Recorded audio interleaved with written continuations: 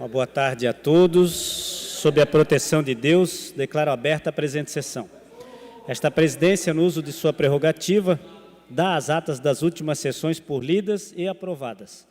Informo que o expediente foi disponibilizado eletronicamente. Em breves comunicações, inscrito para falar em primeiro lugar, o senhor deputado Volney Weber, a quem concedo a palavra por até 10 minutos. Deputado Volney não está? Próximo inscrito, deputada Ana Campanholo. Também não.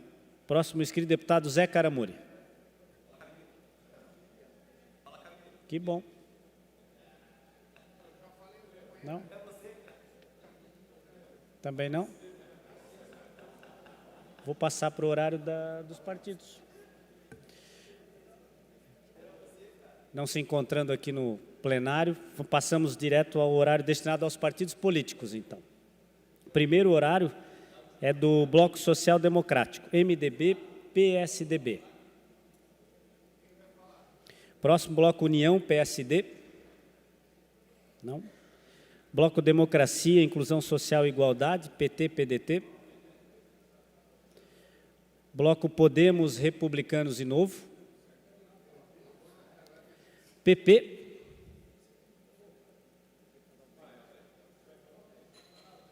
Usará o horário destinado ao PP, o deputado Altair Silva.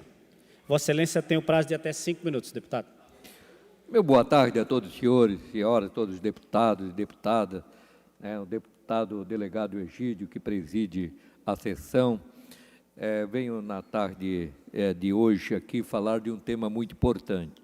Ontem nós realizamos uma reunião aqui na Assembleia Legislativa, no nosso gabinete, com o setor do MEL, com as entidades que fazem parte do MEL, uma reunião que contou com o Ministério Público, com a Polícia Civil, com a FAASC, que é a associação que representa os apicultores de Santa Catarina, o Ministério da Agricultura, o MAPA, a SIDASC, os representantes dos produtores, dos apicultores, onde foi debatido um planejamento, tanto de comunicação como de orientação ao consumidor, para combater o mel falso em Santa Catarina. Infelizmente, nós temos sido vítimas de setores que têm adulterado o mel, vendido mel falso. Tem alguns setores que até usam o nome preparado de mel, que não é mel, né? O preparado de mel, o consumidor tem que entender que não tem nada de mel lá. Ele só imita algo que é mel, mas não é mel puro, né? A questão das certificações, do CISB, foi uma reunião muito produtiva e nós vamos junto, né, com todas as entidades do governo, inclusive a vigilância sanitária também, fazer um trabalho com apoio desta casa, com apoio do Ministério Público, da Polícia Civil, da Coagro, né, que combate os crimes ligados ao agronegócio. Vamos intensificar o trabalho para combater o mel falsificado em Santa Catarina. O estado de Santa Catarina produz o melhor mel do mundo. Os nossos mel são reconhecidos internacionalmente e nós exportamos para vários países. Mas, infelizmente, tem aproveitadores, né, que, se utilizando da boa fé, da boa vontade do consumidor e de alguns comerciantes que acabam sendo lesados ao comprar aquele mel adulterado para vender, acabam, por fim, prejudicando, inclusive, a saúde dos catarinenses, a saúde dos brasileiros. Por isso, nós deflagramos esse trabalho, um trabalho de equipe, né, para que nós possamos efetivamente erradicar, né, o mel falsificado em Santa Catarina, que tanto prejudica a saúde e a economia do catarinense, principalmente dos apicultores, que fazem um grande trabalho protegendo a natureza. Nós sabemos que Santa Catarina é referência na produção de maçã. Se não houvessem as abelhas, nós não produziríamos a maçã que nós produzimos aqui em Santa Catarina. Estou citando apenas um dos exemplos, como nós poderíamos citar a cultura do milho, a cultura, várias culturas da uva, todos nós precisamos incessantemente do trabalho das abelhas. Aliás, se não houvesse as abelhas, praticamente não existiria vida no planeta. Então, nós apoiarmos os apicultores é darmos vida à natureza e também fazer o grande trabalho que as abelhas fazem, que é o trabalho de polinização. Tanto nas florestas, como em todas as atividades da agricultura, nós precisamos do trabalho das abelhas. E por isso nós precisamos proteger exatamente o apicultor, que trabalha lá, duro, se organiza em associação, cria unidades de processamento do mel, com inspeção, com todos os índices, com todos os indicativos. Daí vem o falsificador, clona o rótulo, põe algo lá dentro que nem é mel falsificado, e sai para o mercado vender coisas que são totalmente ilegais. Então, nós estamos deflagrando esse trabalho em conjunto, com o apoio de todas as autoridades policiais, civis, militares, envolvidas no processo para dar segurança alimentar aos catarinenses. Deputado Antídio, a palavra está com Vossa Excelência. Parabéns, nobre deputado. Dizer que contem conosco, estamos juntos nessa causa, em defesa dos nossos pequenos apicultores, né? E como o senhor bem colocou, é a vida, é a natureza e nós precisamos preservá-la. Parabéns pelas suas colocações, conte conosco sempre. Obrigado. Muito obrigado, deputado Antídio. Muito obrigado a todos. Obrigado, deputado Altair. Senhor presidente. Pois não, com a palavra o deputado Antídio. Eu só gostaria de anunciar hoje a visita da diretoria do nosso CDL de Jaraguá do Sul, bem como juntamente com diversos empresários que estão aqui hoje nos visitando aqui na nossa Assembleia Legislativa. Sejam todos bem-vindos, tá? E obrigado pela presença. Obrigado, deputado Lunelli. Está feito o registro. Uma ótima tarde a todos também. Muito bem-vindos. O próximo horário é do Bloco Social Democrático MDB-PSDB. Escrito para falar o deputado Volney Weber, com um tempo de até 12 minutos.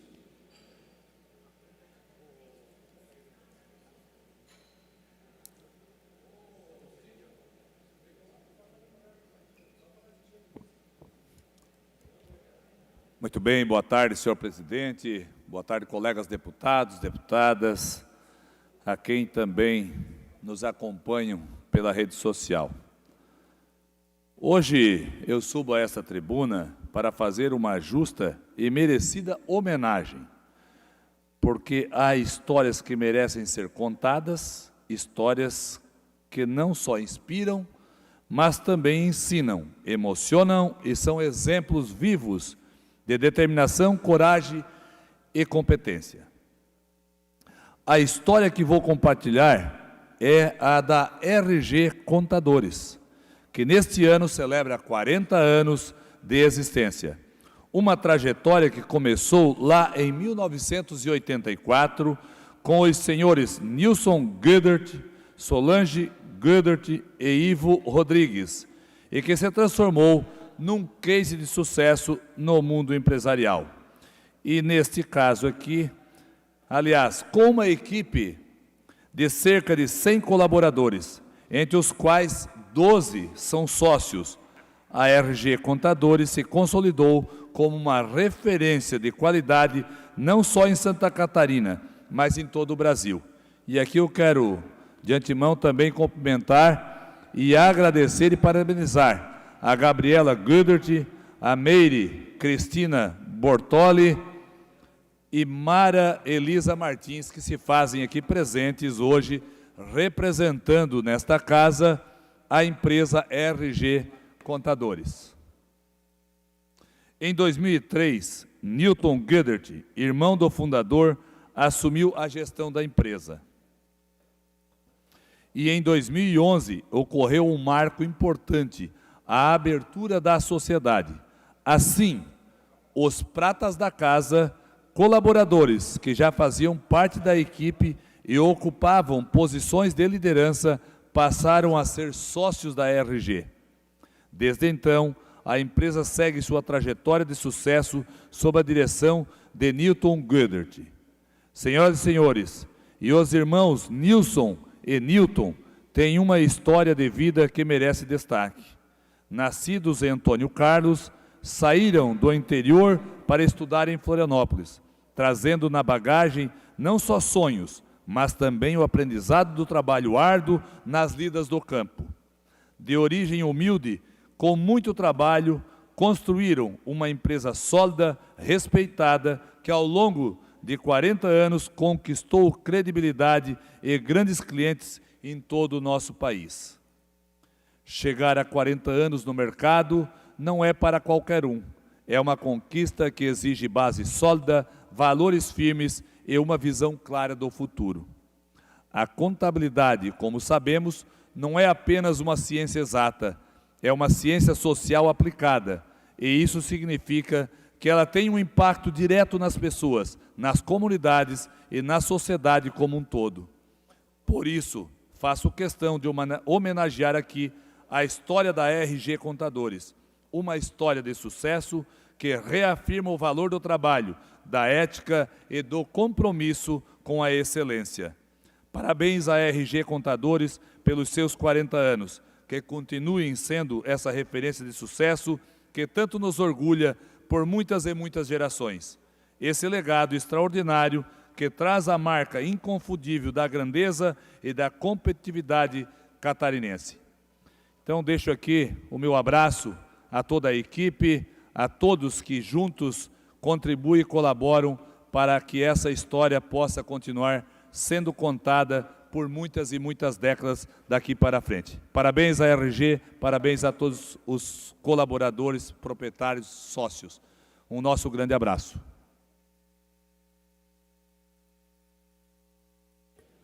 Obrigado, deputado Vone Weber. Próximo horário é do PL. Deputada Ana fará uso da palavra e tem o prazo de até 16 minutos.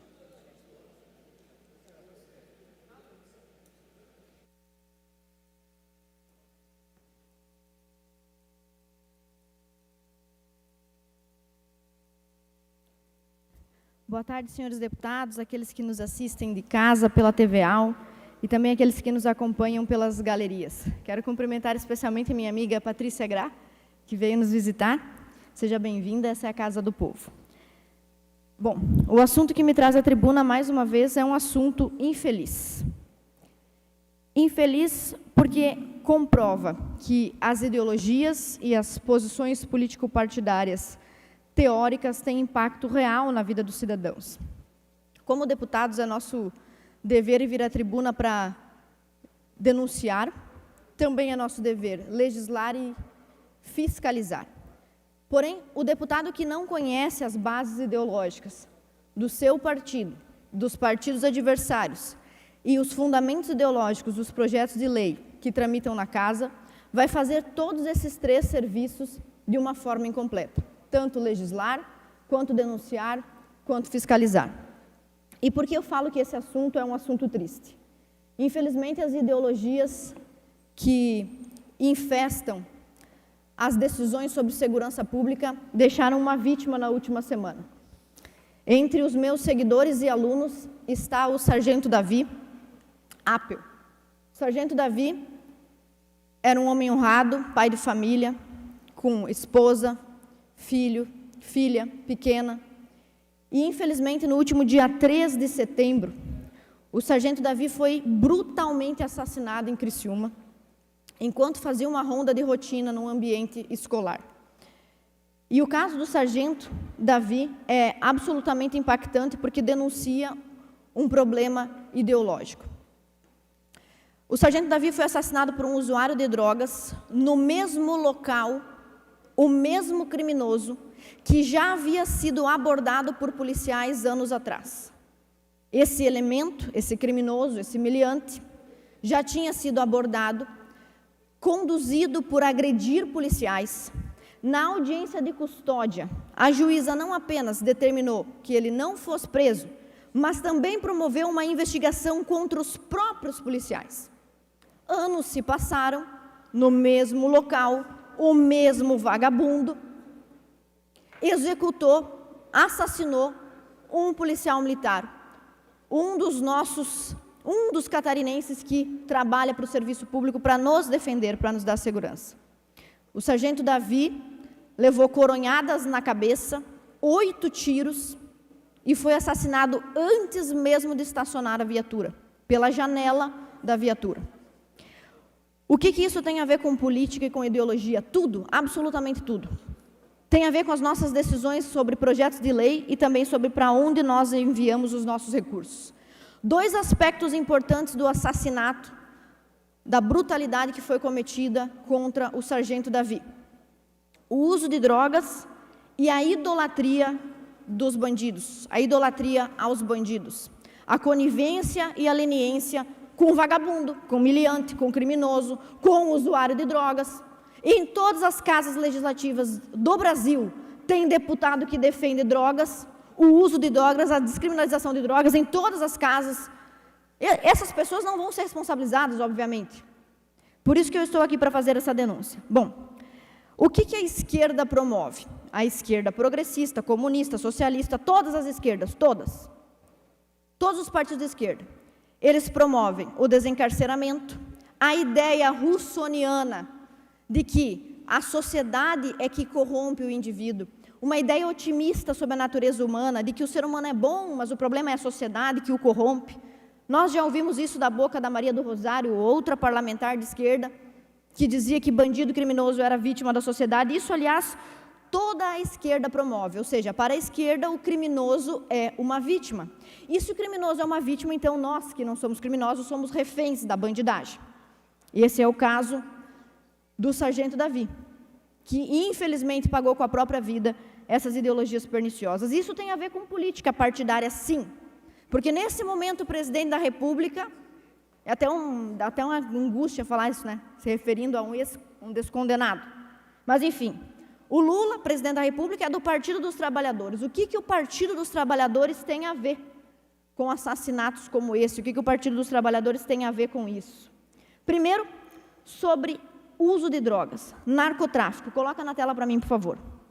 Em 2000, no ano 2000, há 24 anos atrás, no 9º encontro do Foro de São Paulo, liderado e protagonizado por Lula, está lá, ó.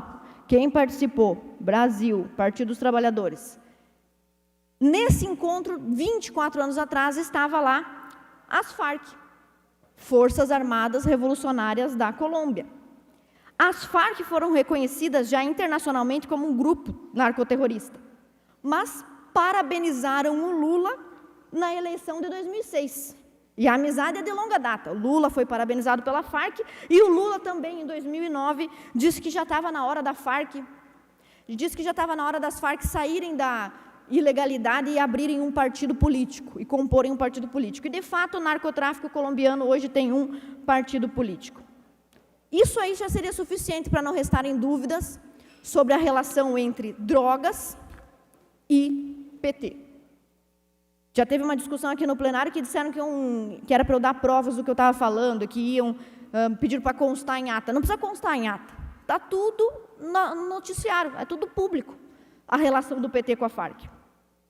E o que mais? O que mais que esse assassinato do sargento Davi nos mostra? Nos mostra também que existe uma idolatria por bandido, uma idolatria que está no sistema judiciário, nas casas legislativas, realizada por parlamentares. Por exemplo, uma filósofa, né, até é um desrespeito usar essa palavra, mas uma filósofa chamada Márcia Tiburi, que já numa entrevista disse que existe lógica no assalto, que tem uma lógica: eu quero uma coisa que eu não tenho, e por que eu quero? Porque a sociedade tem, todo mundo tem, eu não posso ter, então tem uma lógica no assalto. E o PT, de novo, o PT, né, nunca pode ser outro partido, e o PT acolheu essa filósofa como candidata ao governo do Rio de Janeiro em 2018, pessoas com ideias semelhantes à dela também, no partido todo, no Brasil todo. Da mesma forma, nós conhecemos aí um ex-presidente de time de futebol, que eu não vou citar o nome, mas que é petista de carteirinha, e que chegou a afirmar que roubar é um direito. Coloca na tela para mim, por favor. E o Lula? O Lula, assim como todos esses outros aí, defendeu a humanização dos pequenos crimes, relativizando inclusive os furtos de casas.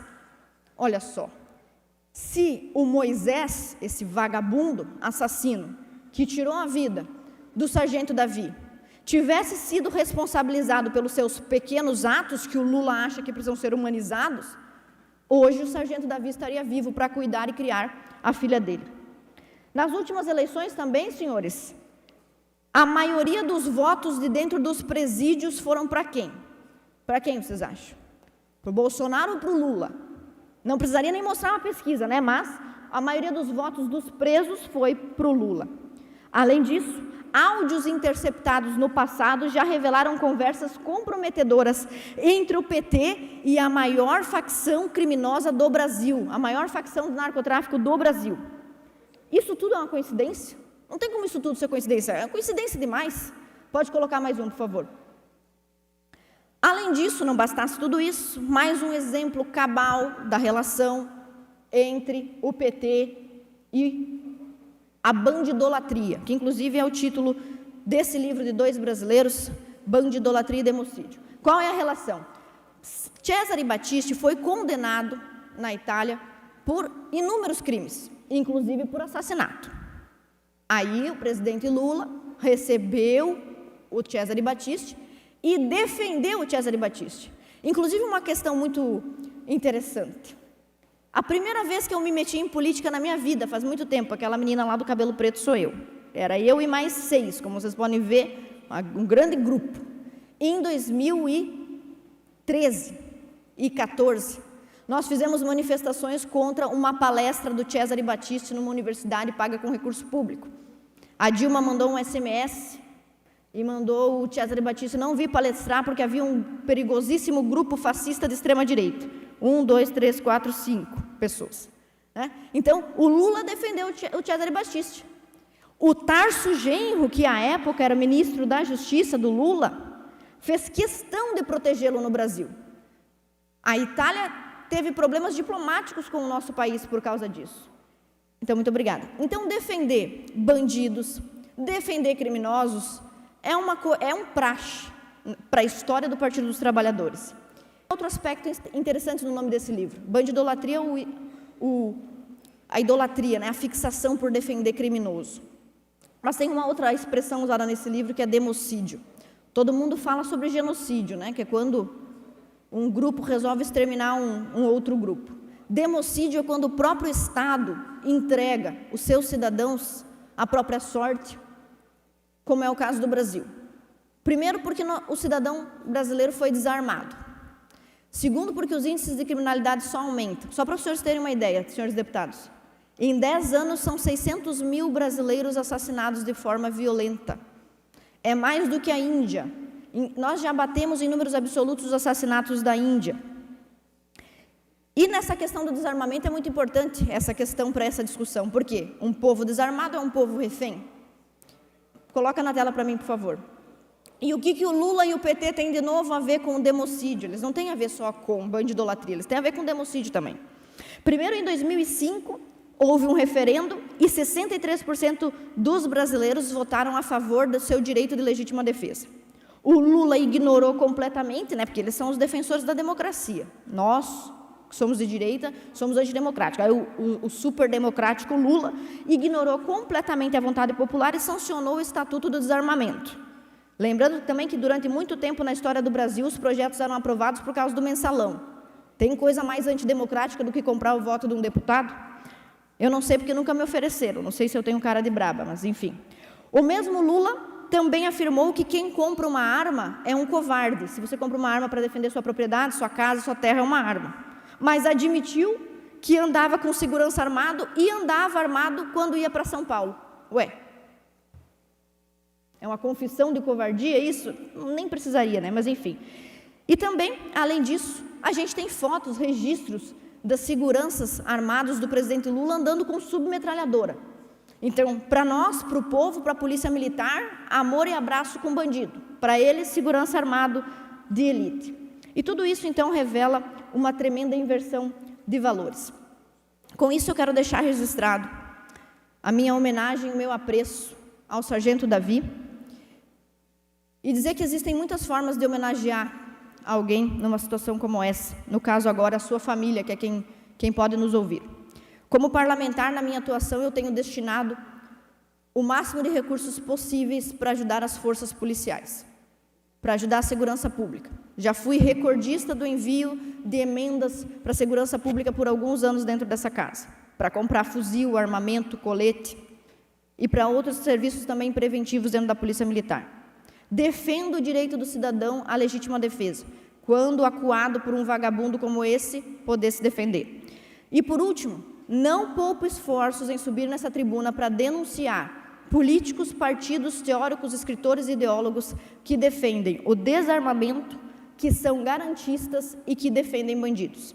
Então, a minha homenagem ao sargento Davi, meu seguidor, provavelmente meu eleitor, aluno dos cursos, dos vídeos que a gente publicava na internet. A minha homenagem para o sargento Davi e para a sua família é o meu compromisso de manter o meu trabalho em favor da segurança pública em Santa Catarina e de denunciar essa achincalhação, essa vergonha, esse vexame que é nós termos na presidência da República um descondenado, amigo das Farc, do narcotráfico e de tudo que não presta. Esses caras que dizem que defendem a justiça social, na verdade só promovem o desmantelamento social. E não são ideias sem consequência. E não são meras ideologias, porque quando a gente vem para a tribuna discutir alguma coisa, fica, é porque só fala de ideologia. Ideologias tiram vidas, como foi o caso da vida do saudoso sargento Davi. Muito obrigada, senhores deputados. Muito obrigado, deputada Ana. Próximo horário é do bloco União PSD. Deputado fará uso da palavra, deputado Zé Caramori. Vossa Excelência tem o prazo de até 10 minutos, deputado.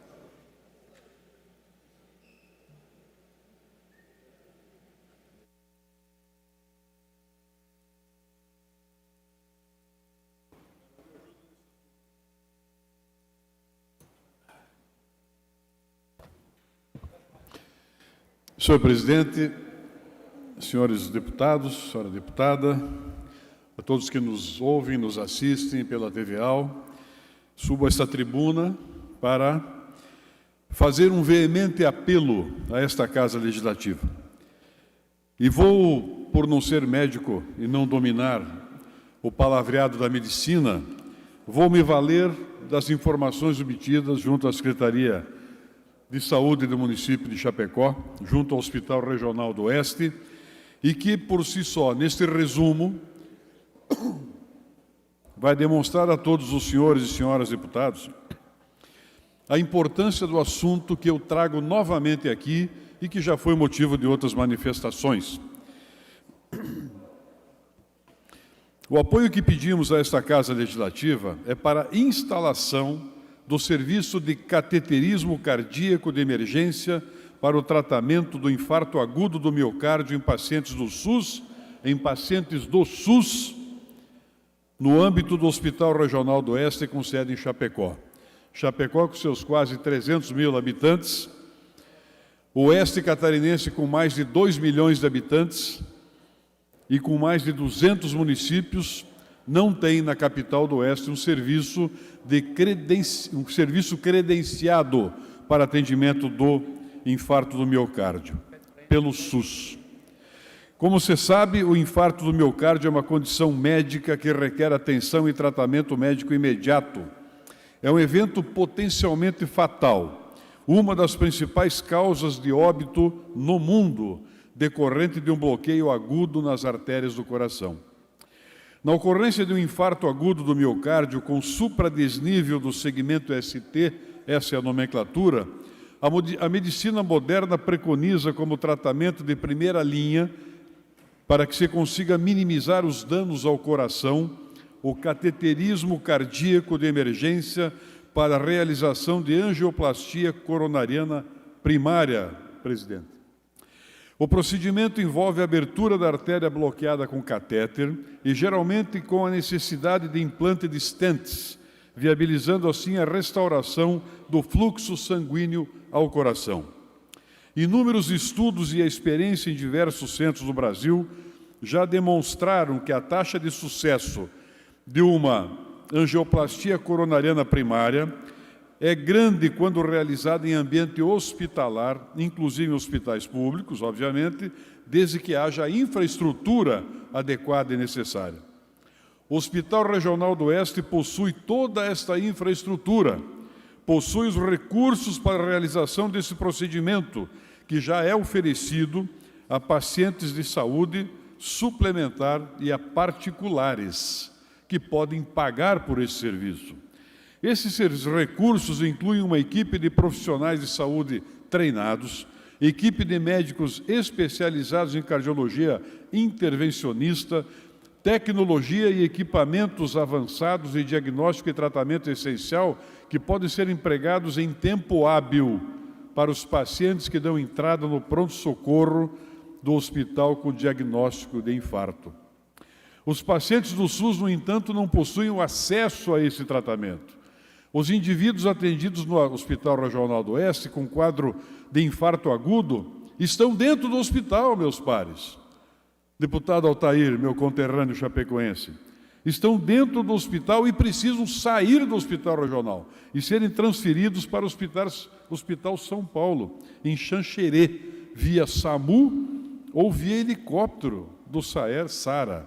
Graças a Deus que temos esse serviço e graças a Deus que temos o Hospital de Xanxerê para dar esse atendimento. Mas está a 40 quilômetros. E o cidadão infartado está dentro do hospital, mas não tem dinheiro para fazer particular. E o credenciamento é em Xanxerê. Lá vai correndo o risco de ficar na estrada. E muitas vezes isso acontece. Atualmente, não há habilitação para a prestação do serviço de alta complexidade cardiovascular no HRO. E, desta forma, não sendo credenciado, não há o repasse de valores para a realização do serviço. E, como é de conhecimento, está impossibilitado financeiramente. O hospital até quer atender, mas não pode. Tem dificuldade. Já falamos isso aqui o ano passado, quando aqui estive. A nossa bancada do Oeste, dos caros deputados e deputadas, está constantemente fazendo reivindicações e, infelizmente, enquanto se discute, enquanto não se toma decisão, morrem pessoas. Essa necessidade de implantação do cateterismo cardíaco de emergência é especialmente importante no hospital público do HRO, pelo tamanho da cidade, da região, da população e de tudo aquilo que já nos referimos aqui anteriormente. Por fim, o que precisamos fazer?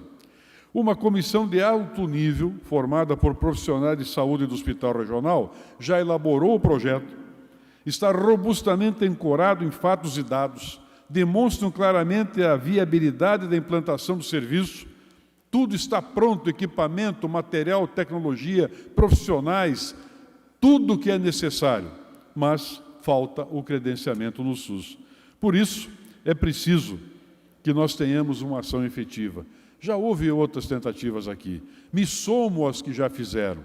Peço a vocês encarecidamente, caros colegas deputados e deputadas, vamos fazer um movimento, vou fazer através de indicação direta à Secretaria de Saúde do Estado, ao Ministério, através da bancada do Oeste. Tenho certeza que teremos o apoio de todos os nossos colegas deputados e vamos fazer ações junto ao Fórum Parlamentar Catarinense em Brasília também, porque é uma decisão do governo federal, mas precisa a interveniência do Estado. É necessário que nós façamos esse trabalho para que tudo possa correr a contento. Deputado Caro Preso, como médico, tenho certeza que está compreendendo e sabe de cor e salteado tudo aquilo que aqui estamos a falar. Deputado Caramori, parabéns pelo seu pronunciamento. É uma questão técnica essa do credenciamento e depois a posterior habilitação em alta complexidade de cirurgia de cardiologia e cirurgia cardiovascular. Mas, depois de muitos anos, eu diria décadas, conseguimos em Jaraguá do Sul, ainda não completado com habilitação de Brasília. Falta a habilitação ser publicada e as coisas começarem a fluir, ou seja, que os recursos passem direto lá para o serviço de Jaraguá do Sul. O que acontecia lá? A mesma coisa que está acontecendo como Vossa Excelência está falando. né, o infarto do miocárdio é a maior causa de morte no mundo, e aqui não é diferente. Cada minuto vale uma centena de células cardíacas.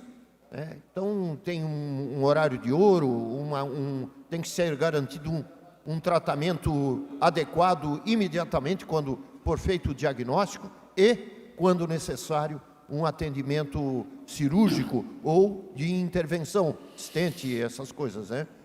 O Hospital São Paulo presta um excelente serviço ao Estado, espetáculo.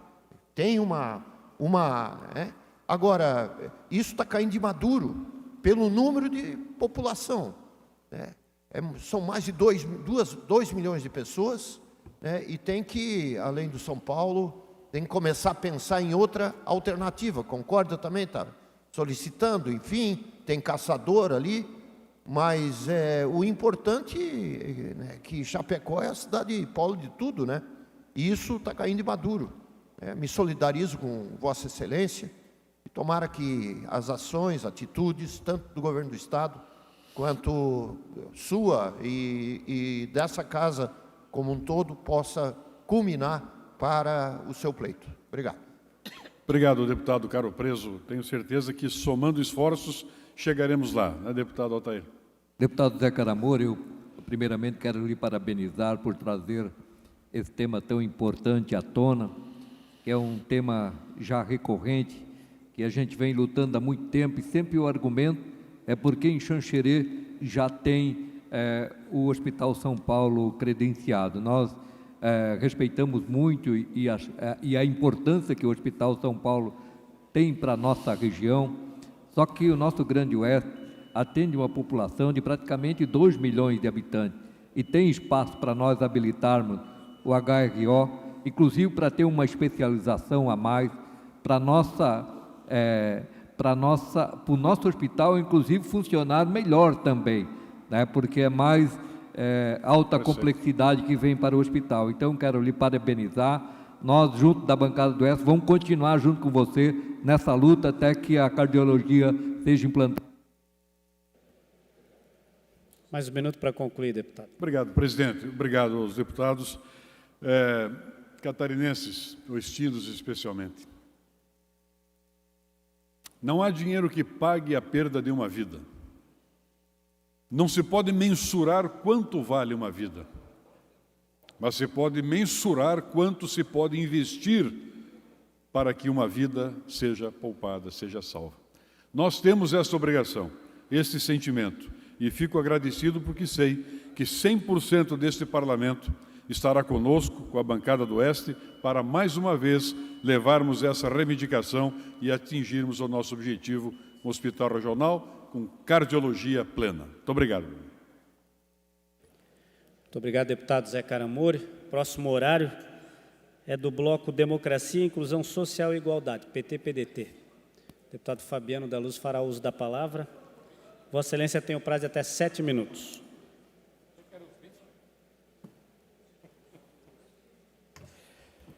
Muito boa tarde, senhor presidente, delegado Egídio. Branqueou bem os cabelos nos últimos 30 dias, inclusive, não sei porquê. Meus colegas deputados, o deputado Serginho Guimarães, que nos dá o prazer da companhia hoje aqui conosco. O senhor é sempre bem-vindo a esta casa, deputado desta legislatura.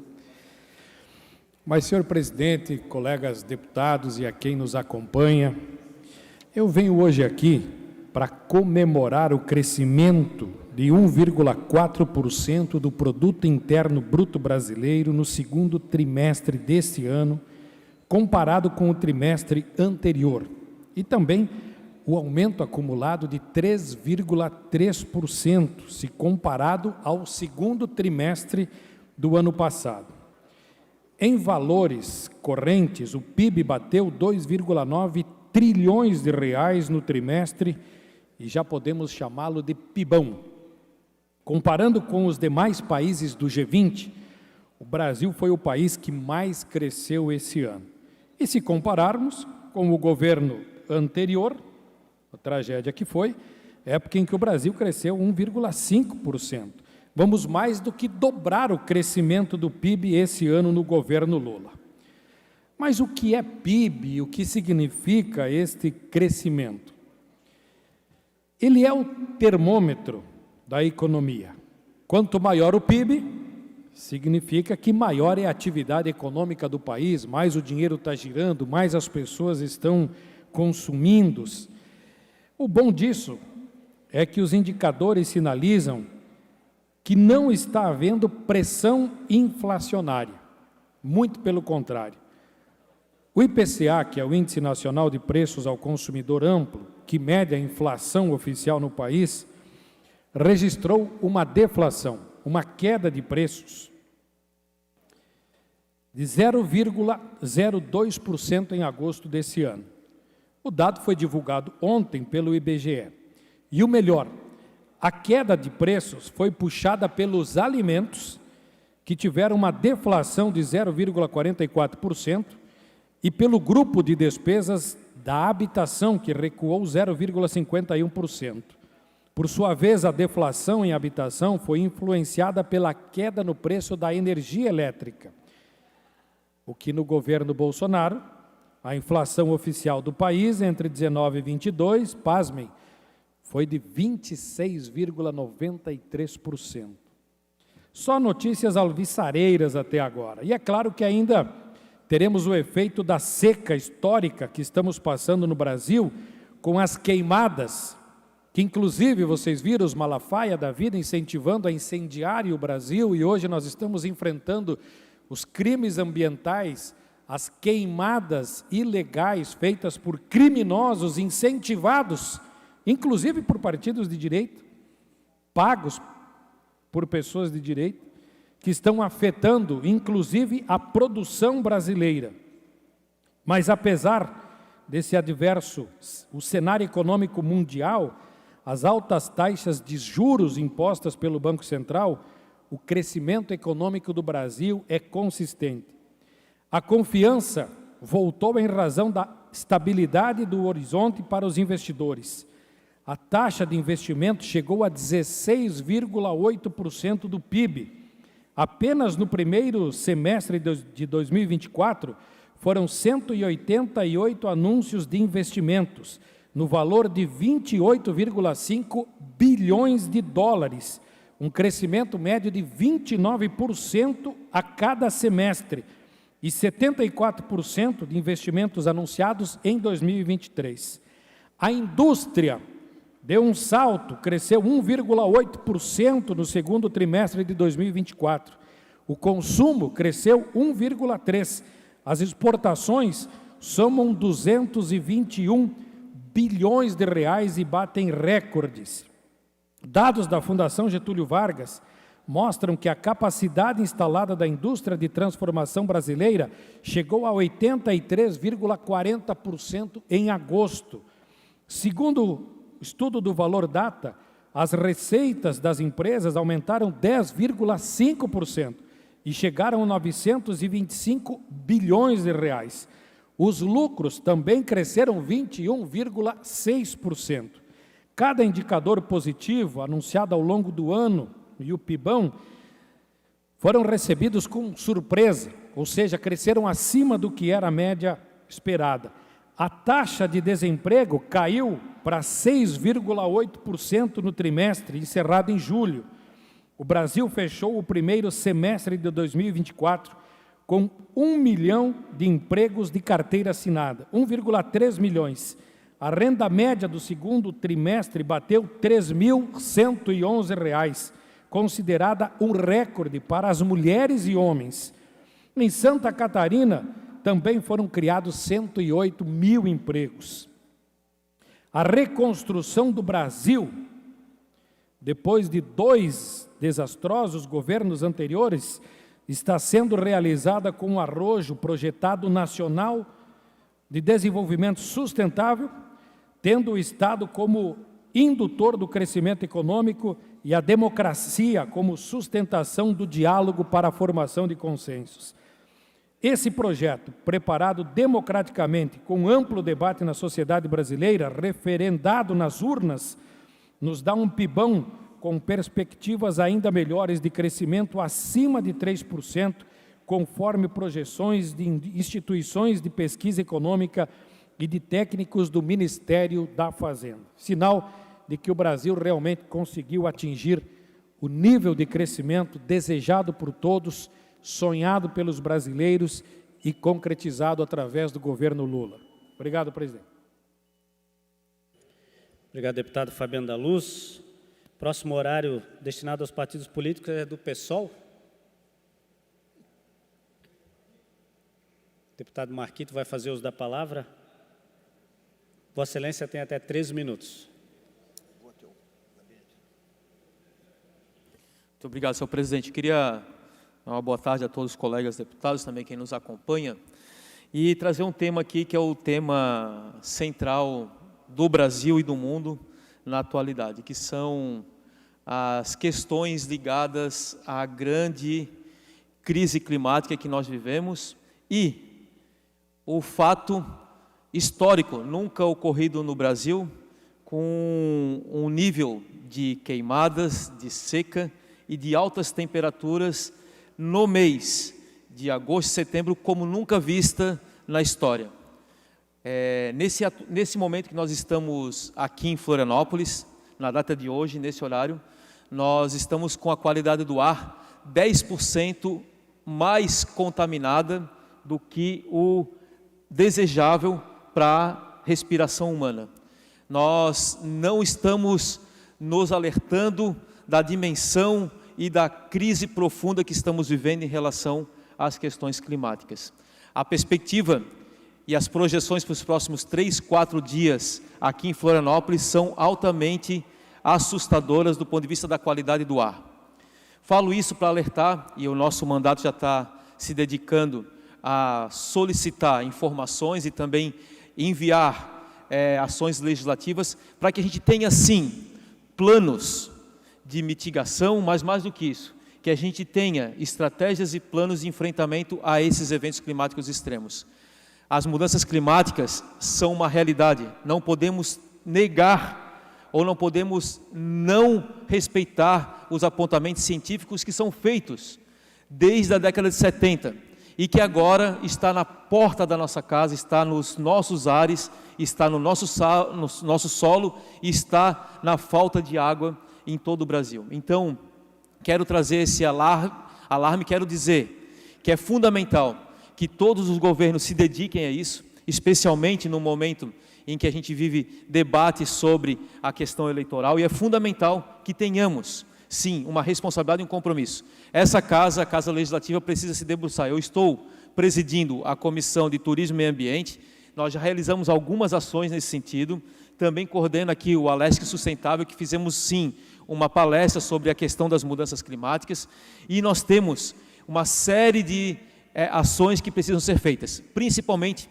um plano estadual para o enfrentamento e a convivência com as mudanças climáticas, na perspectiva de construir cidades e um Estado resiliente a essas ações. E tem solução, tem ações para isso, mas precisa que os governos, os legislativos, unam forças e a gente enfrente essa que é uma principal questão hoje vivida no Brasil, no estado de Santa Catarina e aqui na capital catarinense. Muito obrigado. Obrigado, deputado Marquito. Encerrado o horário destinado aos partidos políticos, esta presidência suspende a presente sessão até às 16 horas, quando entraremos na ordem do dia. Está suspensa a sessão.